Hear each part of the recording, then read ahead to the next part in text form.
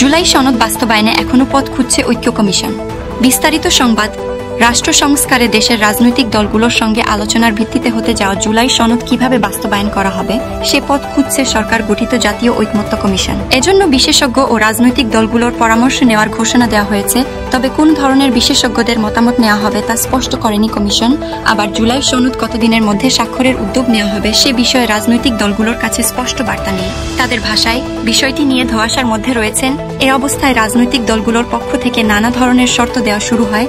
কোনো দল জুলাই সনদকে আইনি ভিত্তি দেওয়ার দাবি জানায়, আবার কোনো দল রাষ্ট্রীয় মূলনীতি পরিবর্তন হলে সনদে স্বাক্ষর করা হবে কিনা তা নিয়ে ভাবতে হবে বলে বার্তা দেয়। এদিকে সরকারের মেয়াদপূর্তির দিন শুক্রবার এসব নিয়ে সংবাদ সম্মেলন করে কমিশন। সেখানে সাংবাদিকদের জানার মূল আগ্রহের বিষয়বস্তু ছিল জুলাই সনদ বাস্তবায়নের পথ কি হবে। এ নিয়ে কয়েকটি প্রশ্নের মুখোমুখি হন কমিশনের সহসভাপতি ডক্টর আলী রিয়াজ। এ পরিপ্রেক্ষিতে তিনি বিশেষজ্ঞ ও রাজনীতিবিদদের কাছে মতামত নেওয়ার কথা বলেন। আলী রিয়াজ জানান, মূলত জুলাই সনদ বাস্তবায়নের পথ খুঁজছে কমিশন। এ ধরনের সনদ নিয়ে বৈশ্বিক অবস্থা কি তা জানতে বিশেষজ্ঞদের পরামর্শ নেওয়া হবে। পাশাপাশি প্রশ্ন তোলা হয় জাতীয় ঐকমত্য কমিশনের সফলতা নিয়েও। আলী রিয়াজ বলেন, আগামী 2 দিনের মধ্যে জুলাই জাতীয় সনদের সমন্বিত পূর্ণাঙ্গ খসড়া দলগুলোর কাছে পাঠানো হবে।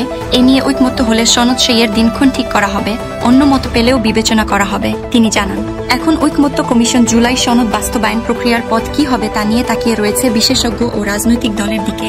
তাদের মতামত পেতেই আগামী সপ্তাহে স্বল্প মেয়াদে 3য় পর্বের আলোচনা শুরু হবে। সনদ বাস্তবায়নের বিষয়টি অন্তর্বর্তী সরকারের সময় হবে নাকি আগামী সংসদের উপর ছেড়ে দেওয়া হবে সে বিষয়ে কোনো সিদ্ধান্ত দিচ্ছে না ঐকমত্য কমিশন। আলী রিয়াজ বলেন, কোনো পূর্বনির্ধারিত অবস্থান থেকে বাস্তবায়নের কোনো পথই ঐকমত্য কমিশন সুপারিশ করছে না। কমিশনের সফলতা নিয়ে করা প্রশ্নের জবাবে আলী রিয়াজ বলেন, সাফল্যের বিষয়টা সবসময় পার্সপেক্টিভের উপর নির্ভর করে।